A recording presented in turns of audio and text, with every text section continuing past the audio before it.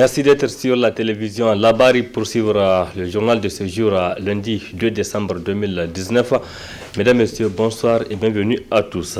Dans un entretien accordé à un média étranger, récemment le président du PNDS Tareya, également ministre de l'Intérieur Mohamed Bazoum, a entre autres parlé de la campagne avant-campagne électorale qui se poursuit donc ici au Niger, notamment au niveau de son parti. Pour l'acteur de la société civile nigérienne, Nuhu Mahamadou Arzika, ces campagnes se font en violation de la Constitution, contrairement à ce qu'a dit le président du PNDS, Mohamed Bazoum. Un extrait de la réaction de Nuhu Mahamadou Arzika.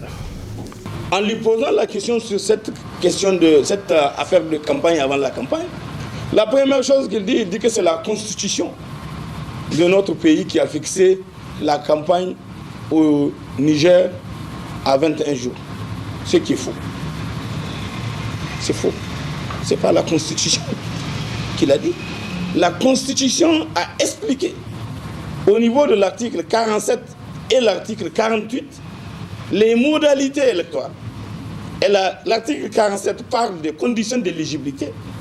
Et l'article 48, qui a même fait l'objet de modifications, et tout à fait récemment pour tenir compte d'un certain nombre d'impératifs, particulièrement de délais, a été modifié pour tenir compte des modalités électorales en termes de délai, du moment où il y a lieu d'organiser les élections avant la fin du mandat du prédécesseur, ou j'allais dire du président en exercice.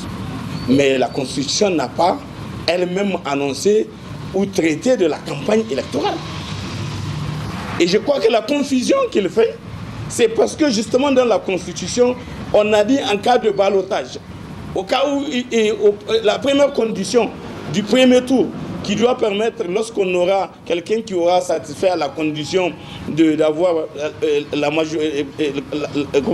majorité absolue, c'est-à-dire plus de 50%, à ce moment, on le déclare élu au premier tour. Mais on dit, si cette condition n'est pas remplie, alors il est procédé à un deuxième tour dans les conditions qui ont été définies. Là, on a parlé de 21 jours après la proclamation des résultats définitifs par la Cour constitutionnelle. C'est de ça qu'on a parlé. On n'a pas dit que c'est durée de campagne. Et donc la Constitution ne traite pas de la campagne pour qu'il considère que c'est la Constitution dit que la période de campagne c'est 21 jours, c'est de ça qu'il s'agit. Non. Rendez-vous à la fin de ce journal pour suivre l'intégralité de l'entretien ou de la réaction de Nuhu Mahamadou Arzika relativement à l'entretien du président du PNDS Tareya sur un média international. En marge du Salon international de l'artisanat SAFEM édition 2019 qui se poursuit ici au niveau du palais du 29 juillet de Niamey, le Sénégal, pays invité, pays d'honneur donc à travers le Conseil sénégalais, a organisé ce jour même une journée d'échange avec les opératrices économiques du Niger. C'était en présence de nos reporters Areta Salah et Aboubakar Soleil. Échanger sur les difficultés auxquelles font face les opératrices économiques du Sénégal, notamment sur les tracasseries douanières, c'est l'objet de cette journée d'échange organisée par le Conseil sénégalais des chercheurs, un opérateur privilégié des opérateurs économiques. Cette rencontre à laquelle a participé l'ambassadeur du Sénégal au Niger se tient en marge du Salon international de l'artisanat pour la femme, SAFAM.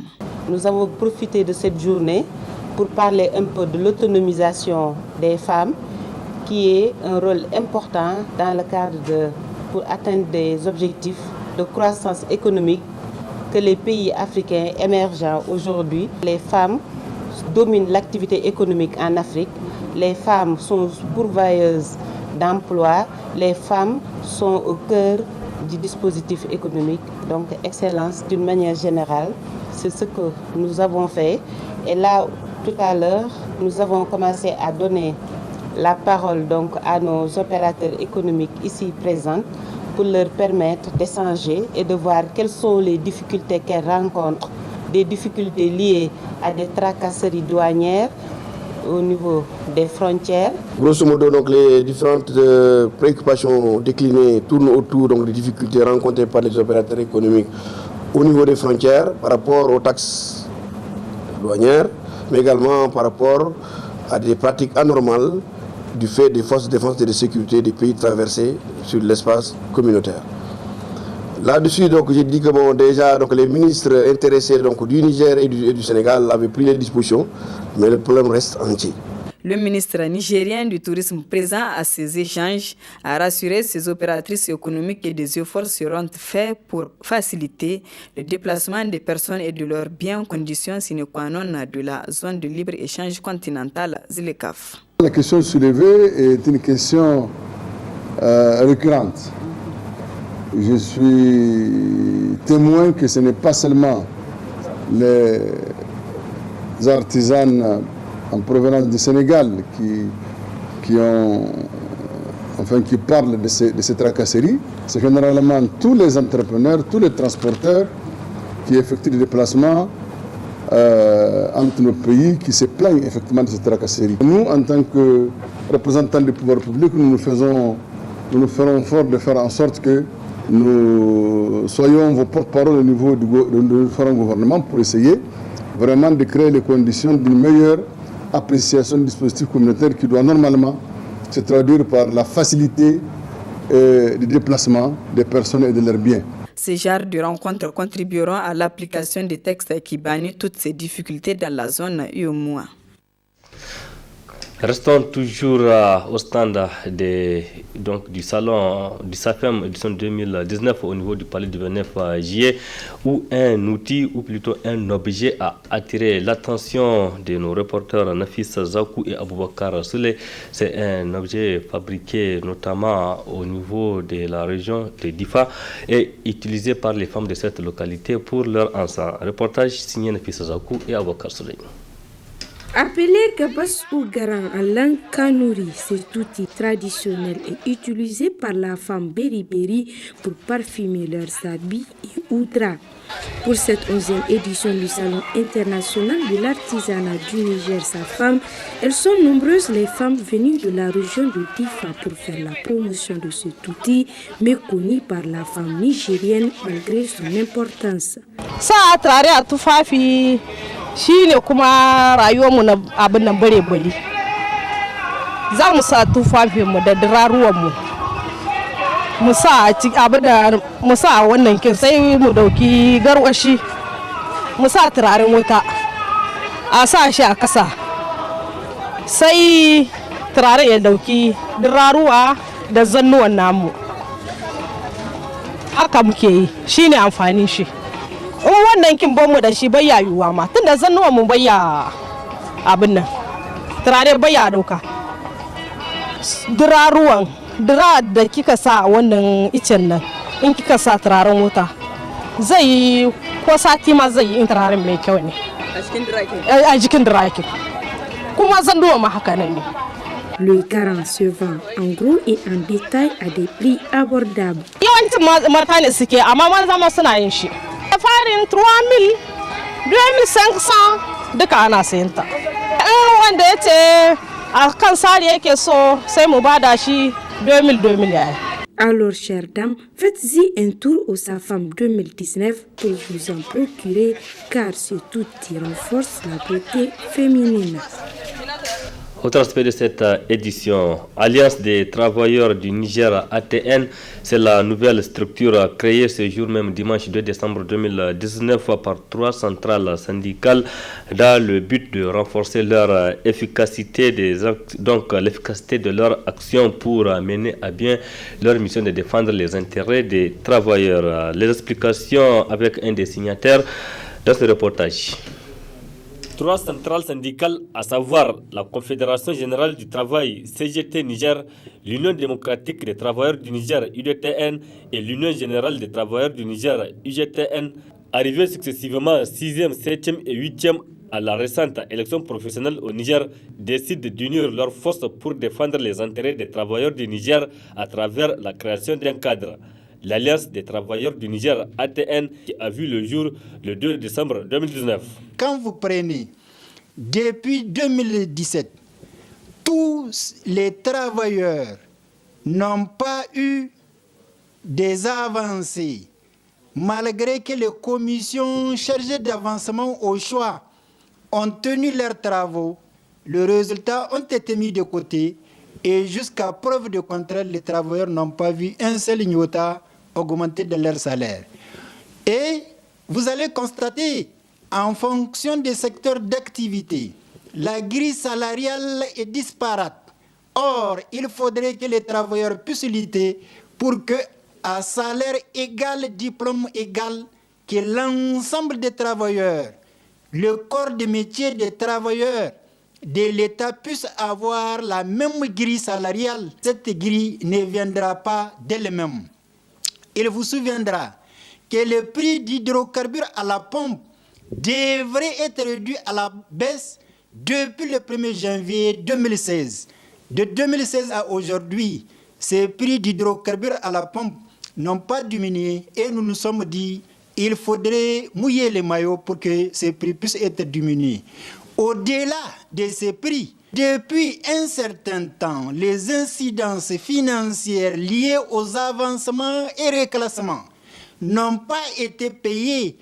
L'ATN entend mener des luttes farouches pour amener le gouvernement de prendre en compte les revendications des travailleurs et des Nigériens en général. Les élections professionnelles, malgré qu'elles ont été bâclées, malgré que ces élections ont été organisées avec beaucoup de fraude, nous avions accepté le résultat des urnes pour dire on y va, c'est le Niger qui gagne. Mais ayant constaté à lieu et place de prendre en charge les préoccupations des travailleurs, nous avions constaté que les centrales syndicales qui ont été choisies pour représenter les travailleurs sont en train de faire des communiqués interposés pour demander des postes auprès des institutions de la République. Et nous nous sommes dit, si on continue à le faire, on dévie de notre rôle régalien des représentants des travailleurs, qui est la défense des intérêts matériels et moraux de ces travailleurs. Voilà, quand vous prenez par exemple la convention de la presse, qui devrait être adoptée depuis la nuit des temps, est en train d'être traînée. La révision de la convention collective interprofessionnelle, ça traîne. Il faudrait qu'aujourd'hui, que le gouvernement puisse réviser la convention collective interprofessionnelle qui regroupe plusieurs secteurs d'activité relevant du secteur privé. D'ores et déjà, l'ATN dénonce le laxisme du gouvernement par rapport à l'accélération du processus de mise en solde de tous les agents de l'État présélectionnés. Du 6 au 7 décembre prochain, le cabinet leader d'Afrique compte organiser une séance de formation à l'endroit des jeunes leaders. En prélude à cette activité, les initiateurs ont animé ce matin une conférence de presse à Radisson Blu pour expliquer l'importance de l'activité. Le résumé avec Ismaël Moumouni et Sadou Doumi. Disposant d'une population majoritairement jeune, le Niger a un avenir radieux si cette jeunesse active arrive à trouver des débouchés. Seulement, l'État et les entreprises ne peuvent pas embaucher tous ces jeunes, ce qui a conduit le cabinet leader d'Afrique, initiateur de la première journée nationale des jeunes leaders, à former des centaines de jeunes porteurs de projets afin qu'ils puissent être autonomes à travers la création de leur propre entreprise. Ainsi, du 6 au 7 décembre prochain, 200 jeunes de 8 régions du pays vont se retrouver à Niamey dans ce même cadre. Nous sommes dit que nous devons amener les jeunes à un changement de mentalité, à une mentalité qui les pousse à aller sur le terrain de l'entrepreneuriat, du fait de tout ce que nous leur donnons comme outils, du fait de leur conviction et de leur ambition à être acteurs du développement économique du pays. Alors, cette activité qui se tiendra le 7, quelles sont les sous-activités qu'il y a autour? Nous avons le 6, effectivement, la formation de ces 200 jeunes qui sont identifiés à travers les différentes activités de formation qu'il y a eu de la part du cabinet leader d'Afrique et aussi de la part de nos différents partenaires ici à Niamey et dans certaines localités. Donc, ces 200 jeunes seront formés le 6 sur la thématique de leadership orienté entrepreneuriat. Et le 7, nous serons au Palais des Congrès avec toute la population pour, en ce moment, engager ces 200 jeunes devant l'autorité, devant le peuple, à être sur le chemin de l'entrepreneuriat. Cette activité du cabinet leader d'Afrique qui œuvre inlassablement dans la formation des jeunes porteurs de projets a eu l'adhésion de plusieurs partenaires. Nous sommes associés à cette organisation tout simplement parce que nous disons qu'elle est porteuse. Elle est porteuse vraiment vers un avenir radieux pour notre pays parce que notre pays, j'allais dire, il dispose de toutes les ressources qu'il faut.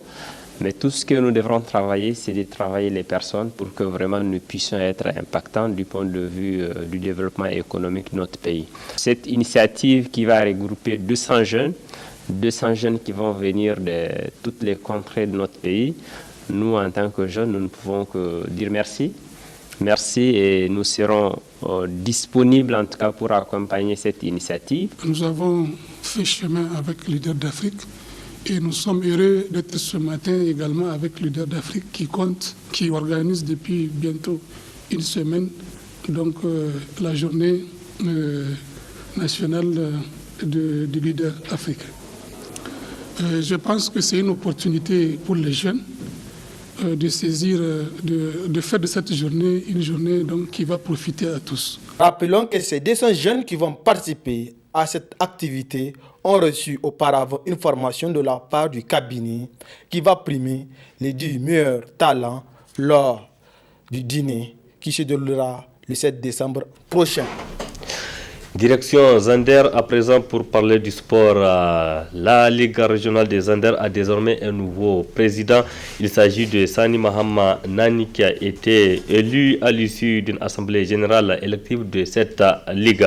C'était hier à Zander. Il a été élu avec 9 voix pour 7 contre, nous rapporte notre correspondant sur place, Ben Salamoussa. 3 candidats au départ, Ousmane Malam Sele OTK, président sortant, candidat à sa propre succession, bulletin blanc, Sani Mamanani, bulletin vert, et Ibrahim Goumar, bulletin rose, qui a désisté avant les opérations de vote.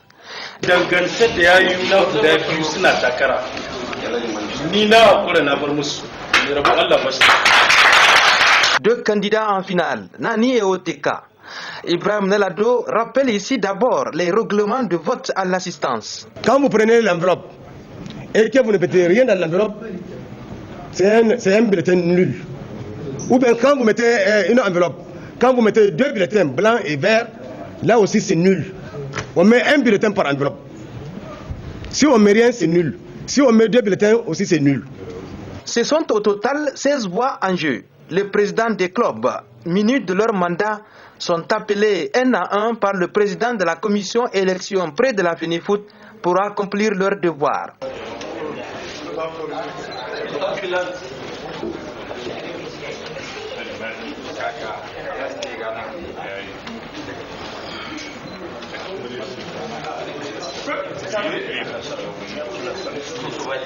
Place à présent au dépouillement. Comptage de voix. 9 voix pour Nani et 7 pour OTK. Avec 9 voix pour Mabassani et 7 pour son challenger Alhaji Ousmane OTK. Le tout nouveau président de la Ligue régionale de football Zander s'appelle ainsi Sani Mahama Nani. Il n'a pas caché sa satisfaction devant la presse. J'attends ce moment et j'ai beaucoup pensé à ce moment, mais lorsque c'est venu, vraiment, je suis dépassé. C'est revoir le football de Zander. Ramener tout le monde au football, les supporters, les anciens qui sont là, tous les joueurs, les jeunes talents, leur offrir la chance de se dévoiler et qu'on retrouve notre lettre de noblesse. Les gens disaient que je n'ai personne. Et moi, je sais que j'ai tout le monde derrière moi. Quel genre de travail en campagne que vous avez pu battre? En campagne, j'ai travaillé avec les gens qui veulent le changement. Depuis maintenant 6-7 mois, on travaillait en coulisses. Personne ne sait ce qu'on faisait. C'est les gens là qui veulent qu'il y ait un changement au niveau du football de Zander. Et c'est eux les 9 voix là qui m'ont voté. Ousmane Malam Sele d'IOTK tombe ainsi 10 ans après avoir été aux commandes du football au niveau de la région de Zander. Je vous ai dit dès le début, pour moi ce n'est pas des élections, pour moi ce n'est qu'un jeu. Et un a gagné. Donc vraiment je félicite mon challenge, Maman Sani. Je souhaite quand même qu'il ait beaucoup de patience et de courage pour gérer cette ligue. Et je lui souhaite quand même succès dans ses activités. Pour moi, en toute franchise, je n'ai aucune émotion. En gagnant, je n'aurai pas d'émotion. En perdant, je n'ai pas d'émotion. J'ai géré cette ligue pendant plus de 10 ans. Si aujourd'hui le bon Dieu a fait son choix, c'est comme ça. Et je ne suis pas né pour diriger la Ligue toute la vie. À partir de ce 1er décembre, désormais le numéro 1 en matière de football à Zender, c'est Sani Mahaman Nani, en a décidé cette assemblée générale élective de la Ligue régionale de football de Zender. Ainsi donc, c'est parti, Sani Mahaman Nani et la Ligue régionale de Zender. Place à présent à la réaction du président du MPCR, Nuhu Mahamadou, article lecteur de la société civile nigérienne. Réaction relativement à l'entretien accordé par le président du PNDS, Taraya, également ministre de l'Intérieur, sur une chaîne internationale. Dans l'entretien, le ministre Bazoum, il a parlé entre autres de la campagne avant-campagne qui se déroule ici au Niger. Très bonne réception. Ce qui a particulièrement attiré notre attention, c'est le caractère rebelle de son comportement vis-à-vis de la loi, vis-à-vis des lois de la République, et le caractère mensonger de certains propos qu'il a cru devoir tenir à l'occasion de cette entrevue. La première question qui avait été posée par la journaliste a été de savoir quelle réponse il donne à ceux qui lui reprochent d'être entré prématurément en campagne électorale avant l'heure. Et parmi justement ceux qui sont venus à intervenir sur cette question-là, et nous avons été de ceux qui ont pris parole dans cet échange, dans ce débat, pour justement rappeler, pas seulement à lui, mais surtout à lui, que nous avons tous individuellement et collectivement l'obligation de respecter les lois et règlements de la République dans notre pays. Et que les lois qui sont faites, elles sont faites pour être respectées par tous. Et que personne n'est absous, ni autorisé à faire ce qu'il veut, comme il l'entend. Et croire qu'il peut se permettre de méconnaître les injonctions légales et constitutionnelles en toute matière pour considérer qu'il a, en ce qui le concerne lui, la possibilité désormais dans ce pays d'agir comme bon lui semble. Dans une des questions qui lui a été posée, en lui posant la question sur cette affaire de campagne avant la campagne, la première chose qu'il dit que c'est la constitution de notre pays qui a fixé la campagne au Niger à 21 jours. Ce qui est faux. C'est faux. Ce n'est pas la constitution qu'il a dit. La constitution a expliqué au niveau de l'article 47 et l'article 48 les modalités électorales. L'article 47 parle des conditions d'éligibilité et l'article 48, qui a même fait l'objet de modifications, et tout à fait récemment pour tenir compte d'un certain nombre d'impératifs, particulièrement de délais, a été modifié pour tenir compte des modalités électorales en termes de délai, du moment où il y a lieu d'organiser les élections avant la fin du mandat du prédécesseur, ou j'allais dire du président en exercice. Mais la Constitution n'a pas elle-même annoncé ou traité de la campagne électorale. Et je crois que la confusion qu'il fait, c'est parce que justement dans la Constitution, on a dit en cas de ballotage, au cas où la première condition du premier tour qui doit permettre, lorsqu'on aura quelqu'un qui aura satisfait à la condition d'avoir la majorité absolue, c'est-à-dire plus de 50%, à ce moment on le déclare élu au premier tour. Mais on dit si cette condition n'est pas remplie, alors il est procédé à un deuxième tour dans les conditions qui ont été définies. Là, on a parlé de 21 jours après la proclamation des résultats définitifs par la Cour constitutionnelle. C'est de ça qu'on a parlé. On n'a pas dit que c'est durée de campagne. Et donc la Constitution ne traite pas de la campagne pour qu'il considère que c'est la Constitution dit que la période de campagne c'est 21 jours, c'est de ça qu'il s'agit. Non, c'est une erreur parce que apparemment notre bonhomme ne lit pas les textes de la République. Là où on a parlé de la campagne électorale, c'est bien sûr au niveau du code électoral, qui lui est effectivement le code qui permet d'organiser les élections et de prendre en considération toutes les conditions à réunir pour rendre possible l'organisation des élections de façon à ce qu'on puisse permettre au peuple de se choisir dans des conditions régulières qui sont prévues par le code électoral, ses élus à l'épisode, au cas par cas, je vais dire. Donc c'est là-dedans, au niveau de l'article 90, qui traite, il y a une section qui traite de la campagne électorale. Cette section qui traite de la campagne électorale, elle commence par l'article 90 de la nouvelle loi modifiée, qui parle de la campagne, qui explique comment la campagne est organisée. Qui peut prendre part à la campagne? Dans quelles conditions on prend part à la campagne? Et qui explique le délai de la campagne, qui indique que justement, qu'il s'agisse du référendum, des élections présidentielles ou des élections législatives, voilà la durée de la campagne. Effectivement, dans le cas d'espèce, par rapport aux élections présidentielles qui semblent le concerner, en priorité, parlant de ces élections présidentielles, donc on a dit la durée de la campagne pour les élections présidentielles est de 21 jours.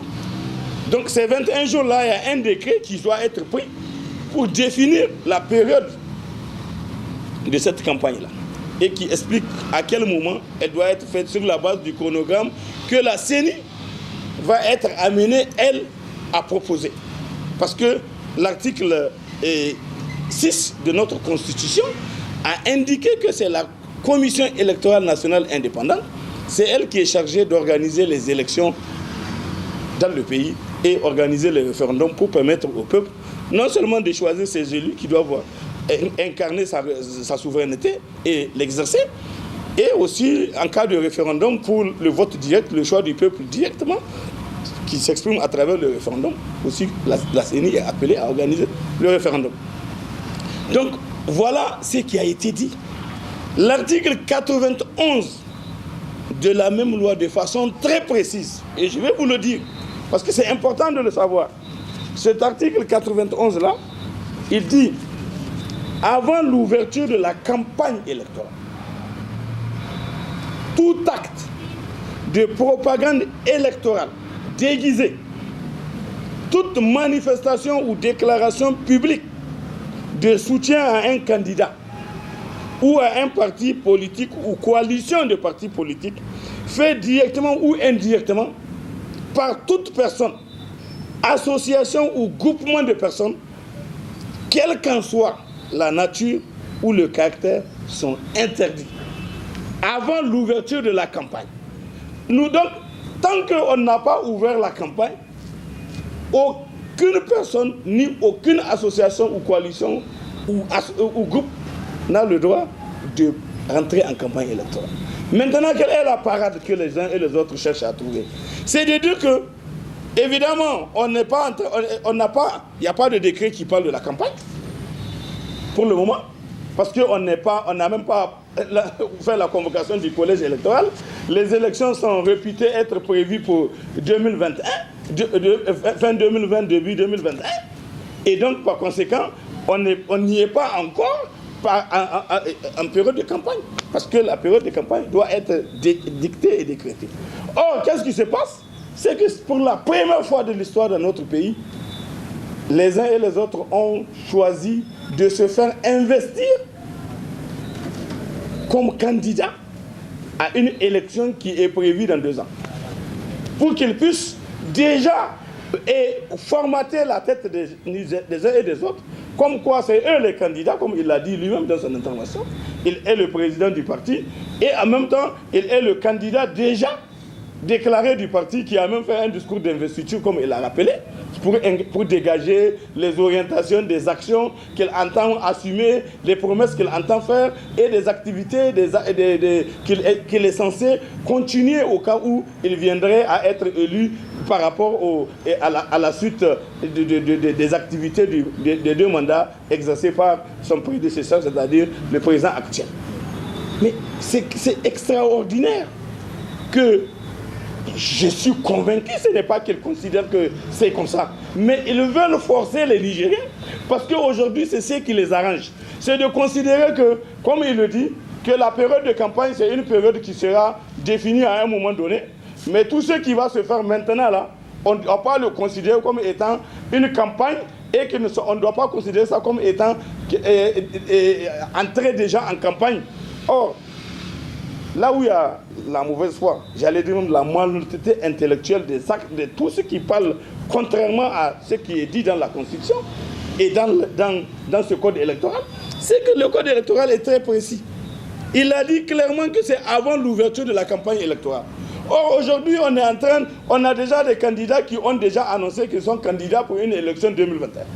Ce n'est pas comme ça, un parti politique est né, et parce qu'il a une vocation à conquérir le pouvoir et à l'exercer, et que parce qu'il est un parti politique, donc il se met directement à faire des meetings de campagne politique, parler d'une campagne, d'une élection précise, annoncer qu'il est candidat, savoir que c'est en tant que candidat qu'il parle à un groupe de citoyens qu'il regroupe, et en tant que potentiel électeur, et que malgré tout, que le bonhomme nous dise que non, que ça c'est pas la campagne.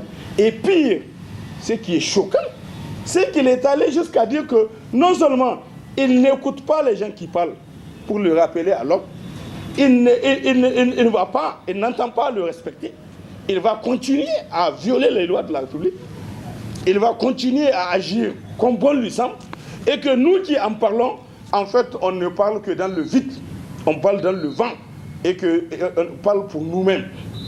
Qu'on ne parle pas pour lui, parce que lui, il n'a pas les oreilles pour entendre ça, parce que lui, il est une icône particulière qui a le droit de violer les lois de la République, de faire ce qu'il veut dans le pays, et que tout le monde doit être dans la position de l'accepter comme ça.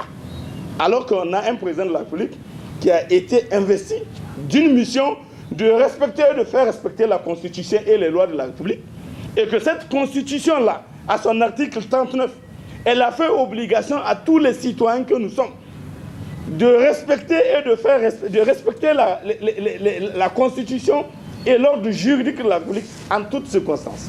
C'est clairement dit. L'article 39, tout citoyen civil ou militaire a le devoir sacré de respecter en toutes circonstances la Constitution et l'ordre juridique de la République.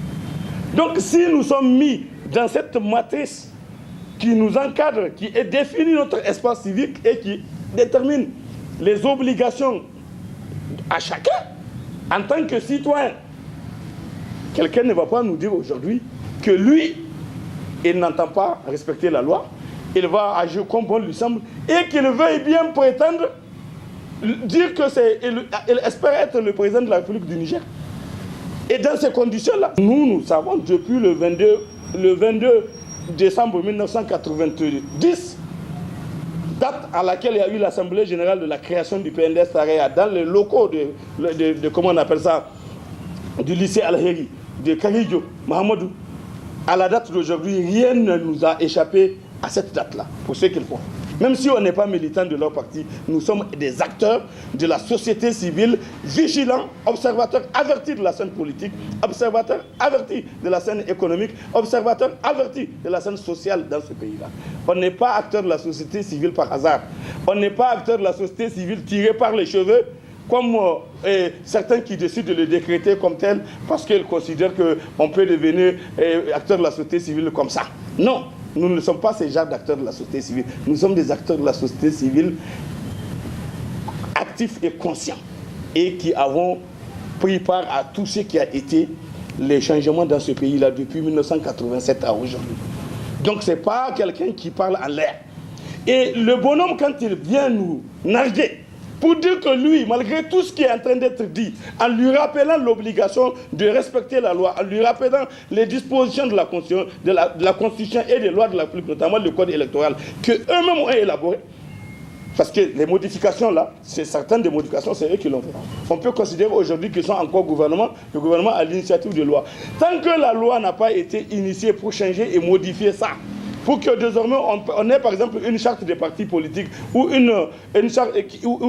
loi électorale qui prévoit que les partis politiques peuvent se trouver en permanente campagne électorale, parce qu'ils sont des partis politiques, qu'ils peuvent identifier leur candidat et le désigner longtemps avant la date des élections, avant même la convocation du collège électoral pour une élection du président de la République, qu'ils peuvent le faire, et que s'ils le font, ce candidat désigné a la possibilité d'entrer en campagne, d'aller à la rencontre des potentiels électeurs, qu'il peut aller le faire même si la campagne n'a pas été ouverte. Si on s'en tient à la loi actuelle, il est obligé, parce qu'il est un candidat déjà déclaré, de respecter le code électoral.